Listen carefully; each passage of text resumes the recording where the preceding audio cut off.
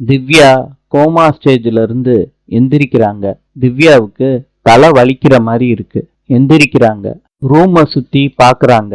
ஜன்னல்ல இருந்து ரங்கநாயகி பேசிக்கிட்டு இருக்கத கேட்க ஆரம்பிக்கிறாங்க திவ்யா. ரங்கநாயகி சொல்றாங்க, அந்த திவ்யா இன்னும் பழசெல்லாம் ஞாபகம் இல்லாம தான் இருக்கா. திவ்யாவுக்கு பழசெல்லாம் ஞாபகம் வந்துருச்சுன்னா அவளை நான் கொன்றுவேன். இத கேட்ட திவ்யா அதிர்ச்சி ஆறாங்க.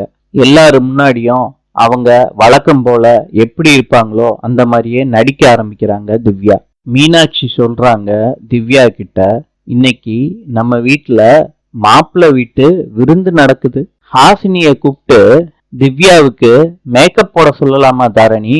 திவ்யா மனசுக்குள்ள நினைக்கிறாங்க, ஹாசினின்னு இவங்க யார சொல்றாங்க? தாரணி சொல்றாங்க, மீனாட்சி, ஹாசினியாலதான் நம்ம அப்பாவே இறந்திருக்காங்க. அத நீ மறந்துட்டியா மீனாட்சி? திவ்யா ஹாசினி தான் அஞ்சலின்னு கொஞ்சம் கொஞ்சமா தெரிஞ்சுக்கிறாங்க. அவங்க எங்க இருக்காங்கன்னு பாத்துக்கிட்டே இருக்காங்க ஜன்னல்ல இருந்து. ஹாசினி அரிசி களைஞ்சுகிட்டு இருக்காங்க. அத பாக்குறாங்க திவ்யா. எங்க அப்பாவை கொன்ன உன்ன என்னால உயிரோட பார்க்கவே முடியல.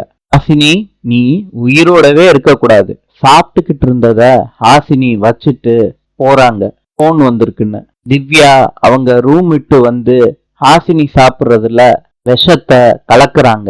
அது தெரியாத ஹாசினி போன் காலை அட்டன் பண்ணிட்டு வெளியே வந்து சாப்பிட்றாங்க.